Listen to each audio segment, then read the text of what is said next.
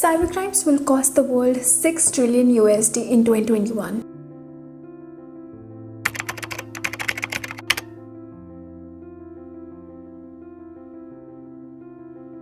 Hi everyone, I am Sakshi from WebScoot, and in this video we are going to discuss about the basics of e-commerce security. Recently, IBM found that it took 280 days to even identify a breach. In fact, this year a business will fall victim to ransomware every 11 seconds. So, in this video I am going to walk you through the basics of e-commerce security most business owners ignore. Before we begin, let's discuss what happens if you don't secure your e-commerce store. Number 1. Hackers can use your site to infect your visitors with malware. Number 2. You can get an SEO penalty which will make it harder for you to reach new customers. The third one is you can get blacklisted, and when a site is blacklisted, it loses up to 95% of its organic traffic. The fourth one is website cleanup is more expensive than protection. So, a better choice is to protect your website before any hacker or malware affects you. Now, let's discuss 10 steps you can do to make sure your e-commerce is bulletproof. Number 1 is using secure HTTPS.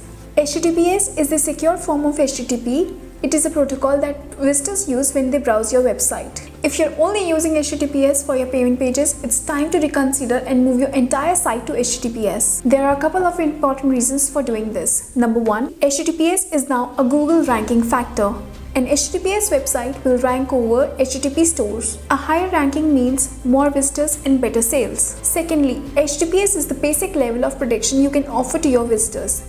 It creates an impenetrable link between their browser and your web servers so that hackers can't intercept any traffic between them. To make the switch to HTTPS, you will need to install an SSL certificate. An experienced developer can help you with that. If you want to try it on your own, I will link the stepwise guide in the description box below. The second point is keeping your application and plugins updated. This is the simplest step, and yet most business owners ignore it. Just because your website is up and running doesn't mean it is secured. Updating software is an ongoing process. Software developers keep on improving their plugins for any vulnerabilities. If you don't update, it could cost you in the long run. The third one is performing regular backups. If you get hacked, that's bad enough, but you can recover from it. However, when you lose data, it is difficult to recover from it. And remember, your data is your responsibility. So make sure your data is being backed up. There are two ways of backing your data. The first one is manual. It is time consuming and you may skip it because of tight schedule or just simple procrastination. The second one is automatic, and I swear by it. We automate backups for our clients regularly so that if they need anything any day, we are ready for it. The fourth one is using a content delivery network. A content delivery network, or CDN, is a geographically dispersed set of servers that stores copies of your web pages in their systems. The main role is to present your pages to people from the server that is closest to their location so that they can enjoy a fast browsing experience. They also have a security element built into them. They learn to recognize pattern of malicious traffic and try to protect your website from them. The fifth one is upgrade your hosting. Most people will start off with a cheap hosting solution for their needs. These $10 account may provide you what you need in the beginning, but what about a year from now? Most of you want to grow and develop a website that receives thousands of visitors a day. Unfortunately, not all hosting plans are capable of sustaining such growth. If you're with a cheap host, you're probably squeezed into a limited space. And what if it is a bad neighborhood? This will definitely impact your website. There is an increased possibility that you are with a noisy neighborhood. This can lead to security attacks, penalization, brute force attack, and much more. Now, let's compare shared hosting to what WebScoot has to offer.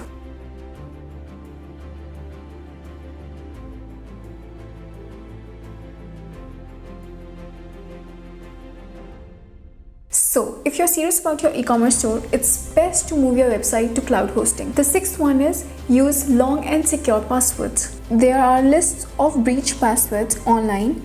Hackers will combine these with dictionary words list to generate even larger list of potential passwords. If the passwords you're using is on those lists, it's just a matter of time before your site is compromised.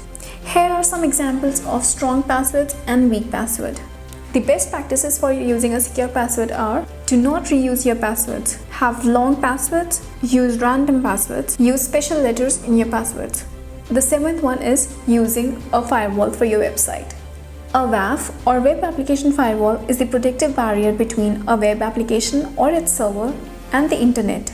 In simple terms, it monitors the traffic hitting website servers with requests and filter out the ones with malicious intent. The eighth one is removing unnecessary users. Do not give unauthorized access to anyone for your website. If you still want to give access for some work, just give them limited access. Here are some different types of role you can offer to your users: contributor, SEO manager, SEO editor, shop manager, author, editor, subscriber, customer, or administrator. All these roles depend upon the task they want to perform. Also need to remove unnecessary users. Old accounts are a major security risk. Many old accounts have a weaker password, which is a risk for e-commerce stores. So, it's better to delete the accounts which are not in use. The ninth one is do not use default admin page URLs or default usernames or passwords. Default pages URL are more vulnerable to attacks, so it is always a good idea to change the default page URLs to something else. Like in WordPress, you can change your default URL from WP admin to something you want to customize into. Also make sure you're not using default usernames or passwords like admin or pass. Password change management also remains a problem. The last one and most important one is running regular scans. Scanning your website regularly will help you identify any vulnerabilities from your website's end. It is important to scan your website regularly for infection, so that if there is any infection or malware attack, you know it first instead of letting it sit in the system and creating an irreparable damage. In 2019, 9.9 million malware attacks were detected. Over 439,000 new malware variants were also discovered. A study conducted by Accenture revealed that out of all cyber attacks, malware injections are the most expensive to bear. So that's it for this video. I hope you will absorb important points about e-commerce security and apply it to your e-commerce stores. If you like this video, consider subscribing to our channel and learn more about e-commerce. Thank you. Stay tuned for the next video.